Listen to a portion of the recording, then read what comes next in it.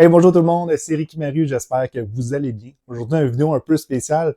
En fait, quand vous voyez mon visage, c'est toujours une vidéo un peu spéciale. Aujourd'hui, en fait, je suis en vacances et ça faisait longtemps que je voulais faire cette vidéo-là. Une vidéo sur le rangement du jeu de Marvel Champions, qui peut s'appliquer aussi à Horror Arkham, on va le voir un petit peu plus tard dans la vidéo. Même chose au niveau de Seigneur des Anneaux. Donc, comment que moi, je range mon jeu à Marvel Champions et selon moi, qui est la meilleure façon de ranger le jeu. Évidemment, je vais sûrement me faire lancer des rushs en commentaire, mais pour moi, c'est la meilleure façon de ranger le jeu. Et j'ai essayé des choses, puis justement, dans cette vidéo-là, je vais vous montrer un peu ce que j'ai essayé aussi et pourquoi cette version finale-là de ce que je vous présente, c'est selon moi la meilleure version pour ranger le jeu. Sachez en fait que dans la vie de tous les jours, je suis un maniaque de rangement, que ce soit pour les mangas, BD, même les amiibo derrière ou les jeux de société. Tout est en ordre alphabétique, tout est rangé de façon cohérente. Pour moi, c'est super important, en fait, dans mes hobbies, de me retrouver pour que ça soit plus efficace. En fait, le rangement que je vous présente aujourd'hui, c'est dans cette lignée-là. Il y a 3 choses que je regarde souvent quand je veux faire du rangement. En fait, il faut que ça soit efficace. Quand on parle d'efficacité, la première chose, l'efficacité. Quand on parle d'efficacité, c'est super important. Pourquoi? Aujourd'hui, à l'heure actuelle que je fais cette vidéo-là, il y a 61 héros si on inclut le soldat d'hiver. On a 8 boîtes de campagne, une boîte de base, 5 boîtes de scénario. Ça fait beaucoup de cartes. Ça fait énormément de cartes et c'est pas prêt d'arrêter. Donc, la collection se grandit. Et c'est peut-être un peu pour ça aussi qu'ils font l'environnement Legacy, l'environnement Current, là, je sais pas comment ils vont appeler ça. Il y a beaucoup de choses. C'est dur de se retrouver. Donc, plus qu'on est efficace, plus on se retrouve évidemment, mais j'ai beau dire en fait que quand on a un jeu qui est rangé de façon efficace, on a plus tendance à le sortir. Vous avez tout un jeu, là, jeu de société que vous adorez, mais que ça prend 8 ans à sortir. Moi, personnellement, mon jeu favori qui est dans ce genre-là, c'est The Witcher de Old World, qui est sorti l'année passée. J'ai la boîte de luxe, j'ai imprimé tout en 3D pour que ça soit super simple à sortir et maintenant on le sort beaucoup plus, moi et ma conjointe, parce que c'est plus simple à sortir. Le jeu, au lieu de durer une demi-heure de setup, j'ambitionne un petit peu, maintenant il en prend la moitié, peut-être le tiers. C'est beaucoup plus efficace et je suis pas mal certain que ce soit Horror Arkham ou Marvel Champions, quand c'est compliqué à sortir un jeu, vous sortez moins de jeux. En fait, c'est certain. Donc, faut tout d'abord que ça soit efficace. La deuxième chose, quand je veux ranger mon jeu pour que ça soit le plus efficace possible, mais aussi qu'est-ce que je regarde le plus, c'est en fait, c'est le rangement. Je veux pas on veut être efficace au niveau de la façon que c'est classé, mais aussi au niveau du rangement en soi. Je veux que ça prenne le moins de place possible. Je l'ai dit, on a 8 boîtes de campagne, une boîte de base, ça en prend de la place. Donc, ce que je vais vous présenter rentre dans un trou de Kallax. En fait, ceux qui ont les meubles Ikea, donc de Kallax, en fait, on va le voir un peu plus tard dans la vidéo, tout ce que je vous présente rentre dans un cube de Kallax à l'heure actuelle pour la collection complète de Marvel Champions. Et la troisième chose, et ça c'est optionnel, mais pour moi c'est important, c'est l'esthétique. Donc, il faut que ça soit beau visuellement. Donc, il faut que ça ait du sens visuellement, que ça soit beau. Mais ça, c'est mon petit côté princesse. C'est pas obligatoire. Je vais vous présenter justement une version alternative, en fait, peut-être un peu moins dispendieuse, qui va être un peu moins beau visuellement, mais qui va faire autant le travail pour le rangement que je vais vous présenter aujourd'hui. Donc, le rangement, tout d'abord, en fait, on va commencer justement avec c'est quoi mon rangement favori. Puis, je vais vous montrer aussi un peu les composantes, en fait, que j'utilise pour Marvel Champions. Ce que je vous présente aujourd'hui, c'est sur ces merveilleuses boîtes-là. En fait, je vais vous mettre le lien en description pour les commander. Le lien que je vais vous présenter, en fait, c'est sur Amazon. Malheureusement, si vous avez un magasin en fait qui vend ces boîtes-là, qui est capable de les avoir, évidemment, encourager le local, mais sinon, c'est sur Amazon. En fait, ce que je vous présente, puis je vais changer de la caméra dans pas bien long, c'est des boîtes comme ça, qui sont des boîtes magnétiques, qu'on voit les vilains. En fait, ici, c'est les héros, et qui a 4 rangées pour mettre les cartes. Et une boîte comme ça contient à peu près 3500 cartes. Et ça, des 3500 cartes sleevées. Présentement, moi, toutes mes cartes que je vais vous montrer sont sleevées et j'ai la collection complète. Je vais vous montrer un autre angle de vue. Ça va être beaucoup plus efficace. Donc, de cet angle-là, en fait, on va ouvrir la boîte. Tout d'abord, ce que j'aime avec cette boîte-là, c'est que le rendu il est excellent, en fait, c'est de qualité. Et j'aime vraiment beaucoup le fait qu'on peut voir les personnages. En fait, je vais vous montrer tantôt le résultat avec les 3 boîtes, parce qu'on va avoir 3 boîtes. On va avoir une boîte pour les héros, une boîte pour les méchants, et une boîte pour les cartes d'affinité et les accessoires. On va y revenir. Donc, pour la première boîte, ça va être la boîte des héros.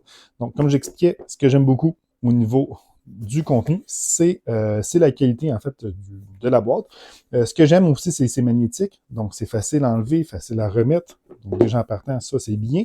Et vous avez vu ici, on est en bleu, mais il y a plusieurs couleurs. Donc, j'utilise le bleu pour mes cartes de personnages héros et j'utilise le rouge pour les cartes des vilains. Comme j'expliquais, toutes les cartes sont slivées. J'utilise les sleeves Mayday Premium. Donc, tout est slivé. Pas double slivé, mais slivé une fois. Dans l'arrangement, de la façon que moi j'ai rangé mon jeu, ici, en ce moment, vous avez tous les 61 héros. En fait, il manquerait, vous allez voir les intercalaires, en fait, pour le faucon et le soldat de l'hiver, en fait. Donc, le Winter Soldier. Moi, j'ai rangé le jeu de la façon alphabétique. Non, c'est pas vrai. J'ai rangé le jeu, vous pouvez ranger le jeu de façon alphabétique, mais j'ai rangé le jeu en ordre chronologique de sortie des personnages. En fait, pour 2 raisons. Moi, je me retrouve plus de cette façon-là. Évidemment, vous pouvez changer pour le mettre en ordre alphabétique. Et aussi, ben, pour ceux qui suivent un peu la chaîne avec le challenge protection, ça m'aide à savoir aussi que je suis rendu. Mais j'aime bien ça, en fait, de mettre les personnages en ordre de sortie. Je veux savoir qui sont les plus vieux. En tout cas, je préfère ça. Donc, les personnages, exemple, ici, on a un Black Panther qui est en premier. Donc, j'y mets en ordre alphabétique quand c'est des boîtes de campagne ou des boîtes ou la boîte de base. En fait, on a les 15 cartes du personnage, donc, qui sont là. Chaque personnage que vous voyez ici, jusqu'à Silk, qui est ici, on va y revenir pour les intercalaires, a les 15 cartes de personnage. Et parfois, je rajoute certaines autres cartes. Donc, ici, par exemple, on a le pouvoir de l'esprit, puisque Psylocke est psionique, et il n'y a pas beaucoup de personnages qui utilisent le pouvoir de l'esprit. Donc, les cartes, en fait, qui sont pratiquement juste pour un personnage, je vais les laisser avec. Donc, ce que ça veut dire, mon système d'arrangement, c'est que si vous utilisez les cartes, exemple, vous voulez faire un rangement avec tous les decks préconstruits sans y toucher, vous allez dépasser une boîte. Et c'est correct, en fait, parce que dans le système que je vais vous présenter, il y a une version alternative si vous voulez pas utiliser uniquement les... si vous rangez pas vos cartes, finalement, comme que je le fais. En fait, ici, les cartes, c'est vraiment juste des cartes de personnages, sauf certaines cartes, sauf certains personnages. Par exemple, Spider-Cochon, présentement, j'ai un deck de Spider-Cochon qui est monté au complet. Même chose pour Spider-Man, même chose pour Silk. La raison, c'est qu'avec des amis, on fait la campagne des Spider-Man, donc le Sinister Six. Sinister Motif, je ne me rappelle pas en français.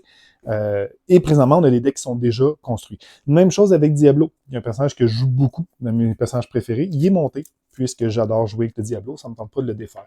Sinon, ils sont toujours défaits. Donc, ce que j'aime déjà en partant, c'est qu'en une seule boîte, on a tous les personnages. L'autre chose aussi, c'est que, comme vous voyez, en fait, c'est extrêmement beau avec les intercalaires. Les intercalaires, on va en parler justement. Donc, les intercalaires sont aux couleurs du personnage. Et les intercalaires, en fait, c'est fait par Tesseract Games. Je vais mettre le lien en description. Que j'ai slivé, sauf le bas. En fait, c'est pas plus grave que ça, je les ai pas slivés. Donc, pourquoi je dis que c'était un rangement qui peut être relativement dispendieux, c'est que les intercalaires de Tesseract Games, ils coûtent relativement cher. Si vous êtes en Europe, ça doit coûter un peu moins cher que nous, au niveau du shipping, probablement aussi. Donc, si vous rangez votre jeu de cette façon-là, les intercalaires ne dépasseront pas ils vont dépasser, en fait. Ils vont dépasser un petit peu la boîte, ce qui va faire en sorte que quand vous allez vouloir mettre le par-dessus, donc le bleu que j'ai retiré, ça va à côté dessus. Sauf si vous penchez les cartes. Donc, si vous penchez les cartes, ça ne va pas le faire. Moi, ce que j'ai fait, c'est que j'ai retiré avec une trancheuse à peu près 2 mm de chaque intercalaire. Ce qui fait en sorte que maintenant, une fois qu'il est debout, et là, je suis en train de tout mélanger mes choses, une fois que mon intercalaire est debout, ça ne le brise pas. En fait, ça ne brise pas l'intercalaire avec le par-dessus. Donc, déjà en partant. En fait, les intercalaires de Tesseract Games, je les aime beaucoup parce qu'ils sont bien faits. On a le nom du personnage, son nom d'alter ego, et on a les couleurs du personnage. Et ça fait vraiment un excellent rendu. C'est très, très, très beau. Moi, j'adore ça. Ce que j'aime de ces boîtes-là aussi, vous avez une version alternative des boîtes qui sont un petit peu moins chères. En passant, je n'ai pas parlé du prix, mais la boîte est à peu près 60$ canadiens. Il y a des versions un petit peu moins chères, je pense qu'ils sont à 45 peut-être dollars, je ne suis peut-être plus à jour, ou qu'on n'a pas ces fameuses boîtes-là devant. Mais moi, je préfère ça parce que vous allez voir quand on va avoir les 3 boîtes, c'est plus facile de se retrouver et je trouve ça un petit peu plus beau aussi dans une bibliothèque de jeux. Donc, les personnages, comme j'expliquais, moi, sont en ordre de sortie. Tout est là.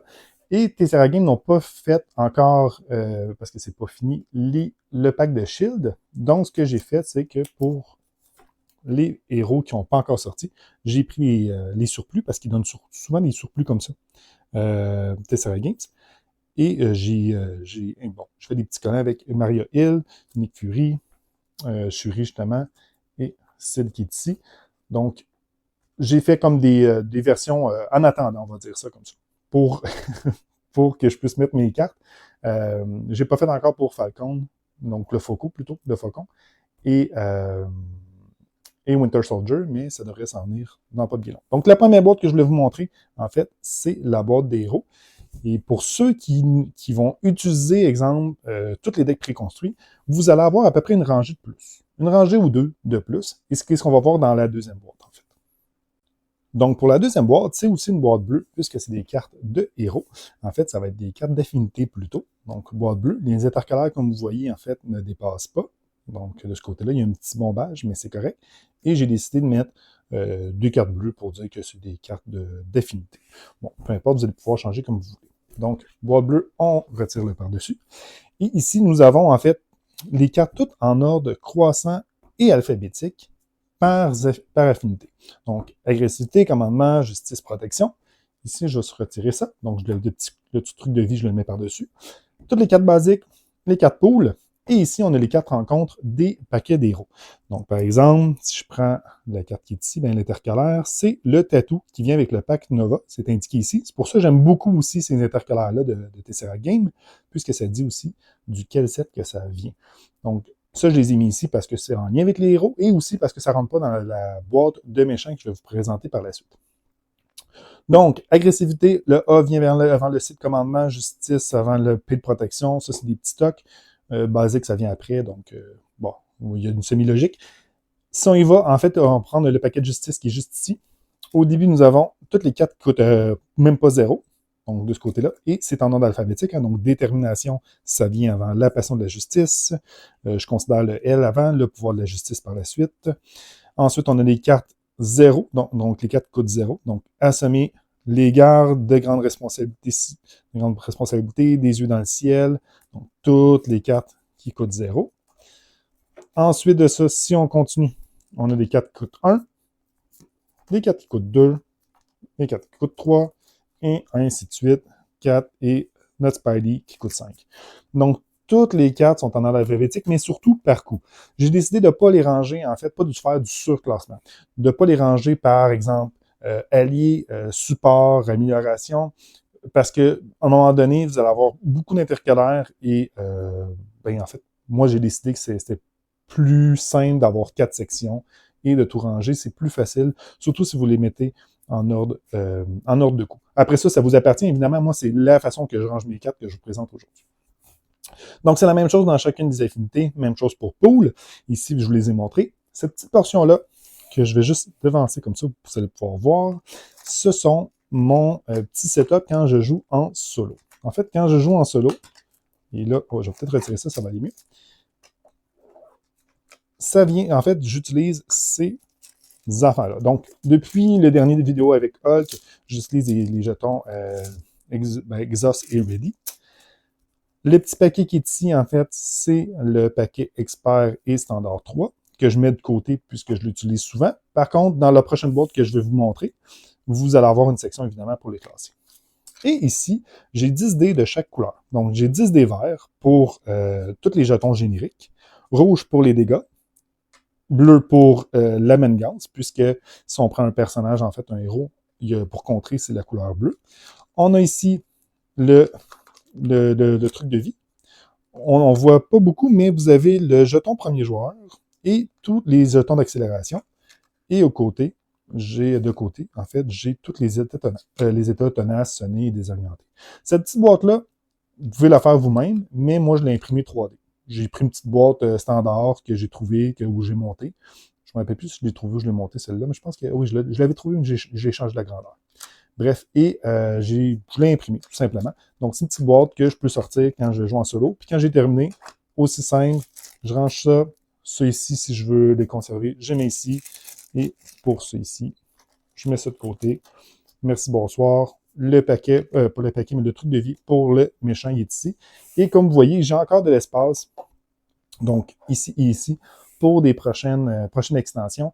Dans la boîte de héros qui était juste avant, je ne vous l'ai pas montré, mais j'ai encore amplement de la place pour, je ne sais pas, moins une quinzaine de héros encore. Si j'entasse, en fait, je les mets de droite, je mets les cartes droites un peu comme ceux ici.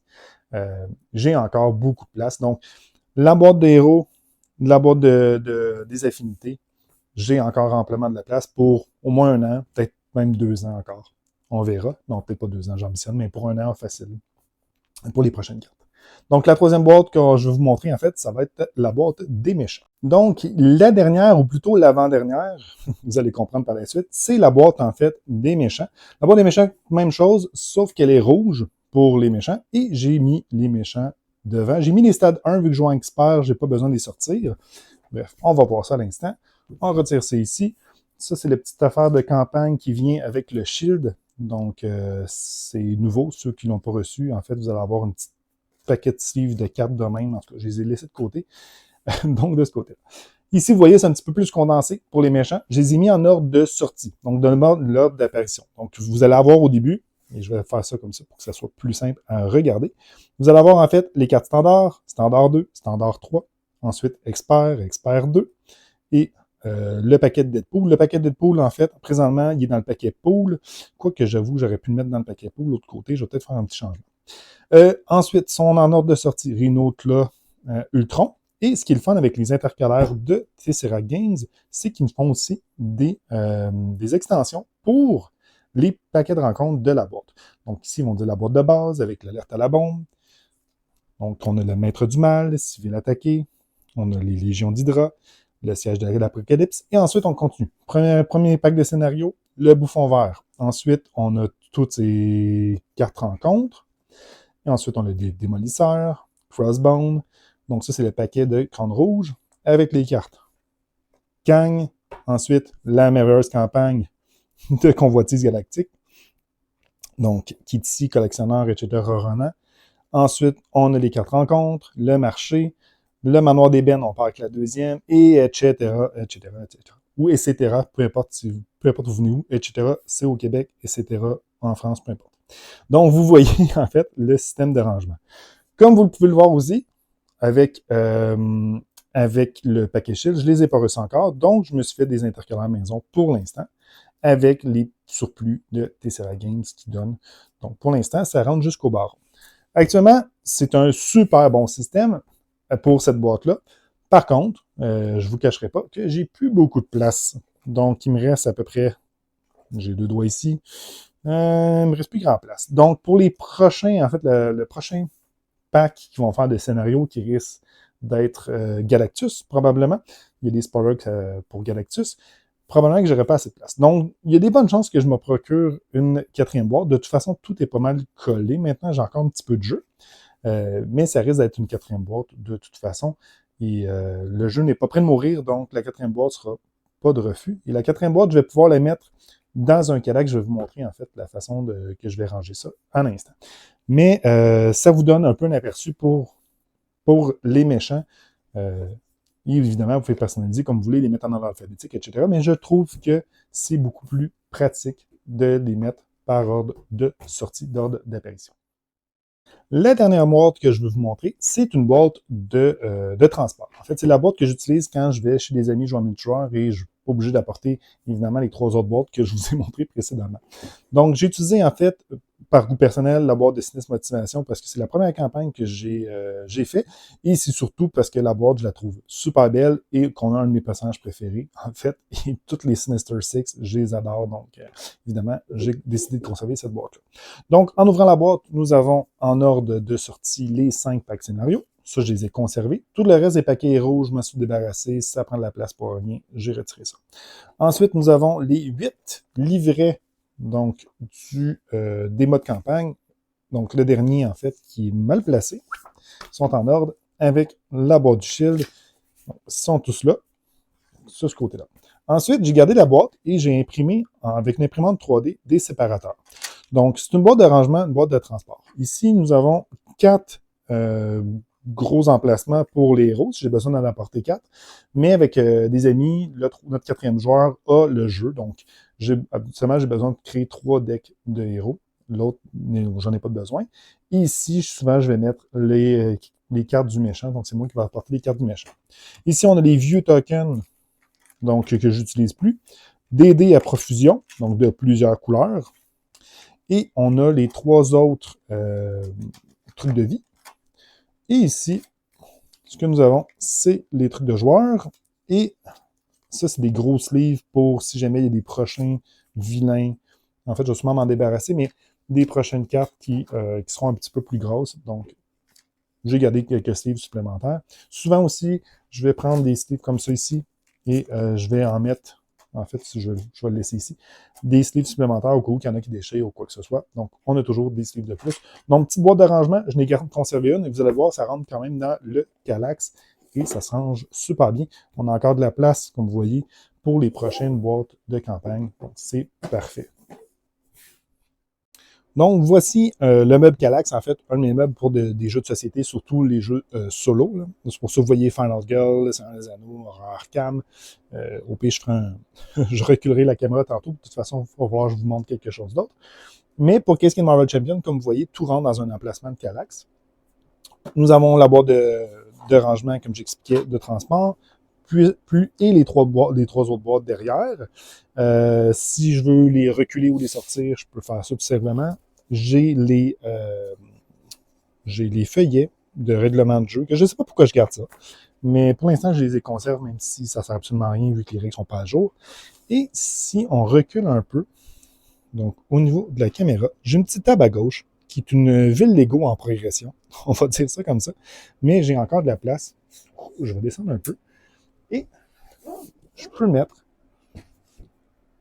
mes 3 boîtes donc dessus. Quand j'ai besoin de faire des decks ou quoi que ce soit, je vais vous montrer ça, ça va avoir plus de sens comme ça.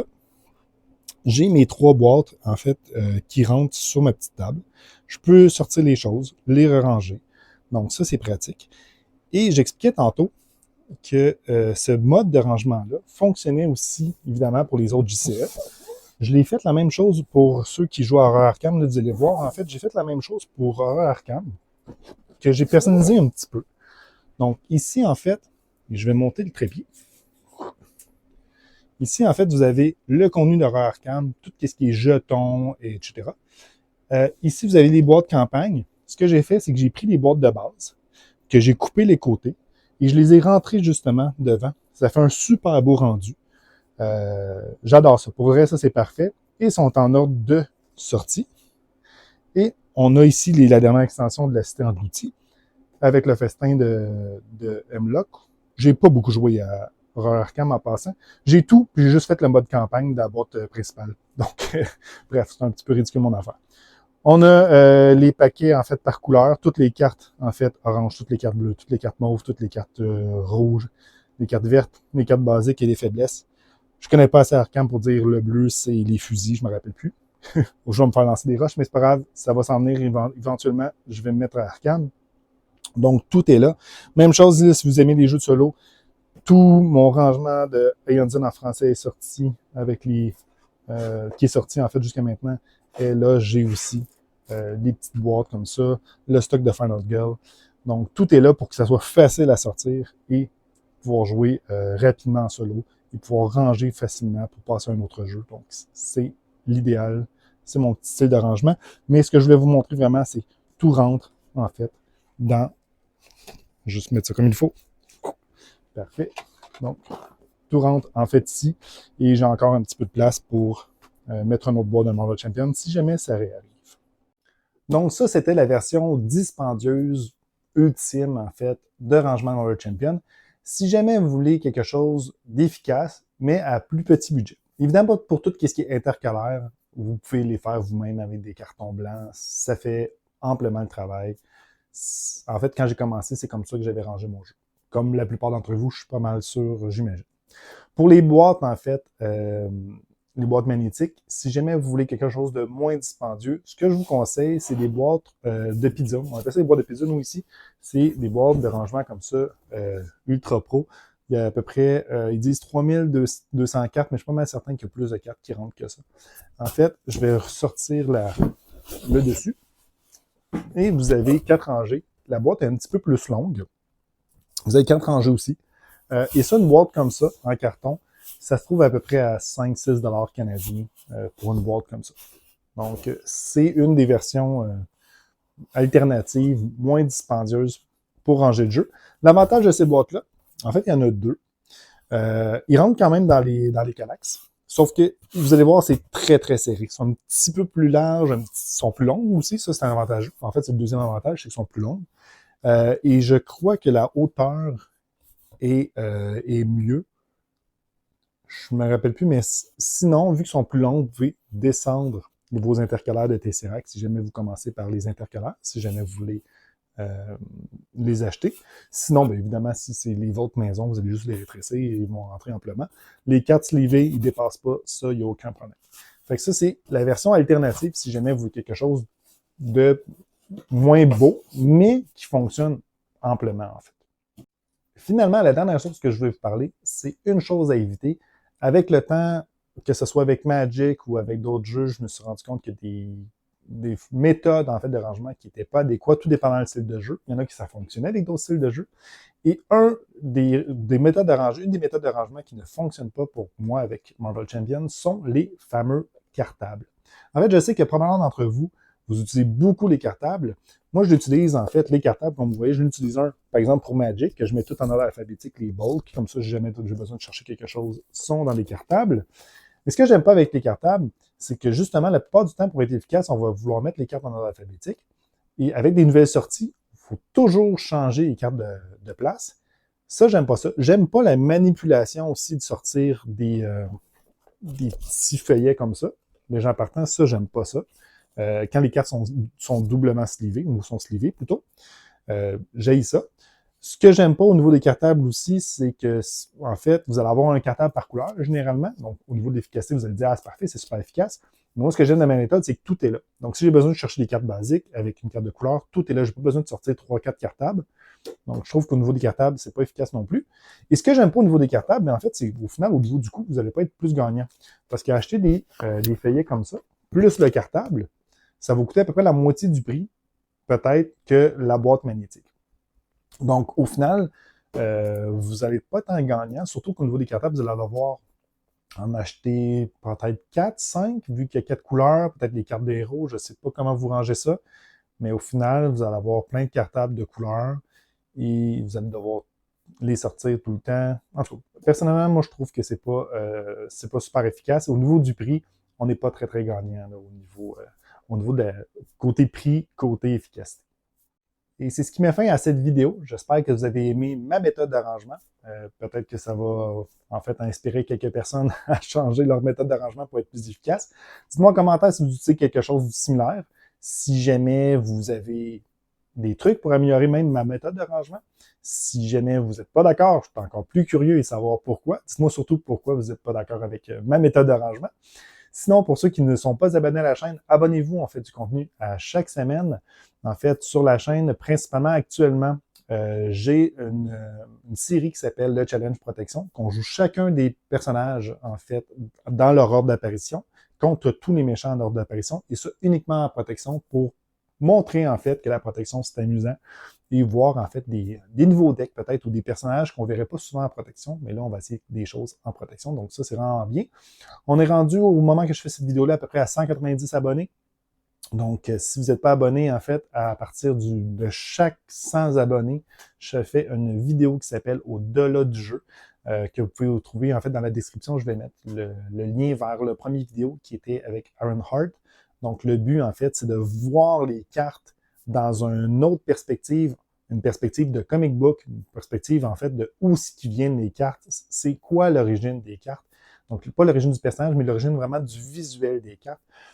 Donc, ça s'appelle Au-delà du jeu, et au 200e abonné, il y a une nouvelle vidéo qui va sortir sous peu après là, que je vais faire. J'ai déjà mon idée du personnage. Et sinon, de temps en temps, en fait, lorsque les nouveaux decks, je fais toujours des decks, des parties avec les decks préconstruits, ou sinon, de temps en temps, ça fait un petit bout, mais que je n'ai pas fait, mais des decks autres que le Challenge Protection. Donc, c'est de faire des deck tech qui sortent de l'ordinaire pour montrer des decks amusants et différents, pas toujours avec les mêmes méchants, pas toujours avec les mêmes héros. Bref, chaîne québécoise, mais francophone, et il n'y en a pas beaucoup. Donc, encouragez la francophonie. On va dire ça comme ça. Bref, je vous laisse là-dessus. N'oubliez pas le petit pouce vert et on se dit à la prochaine fois pour une autre vidéo de Marvel Champion. Bye bye.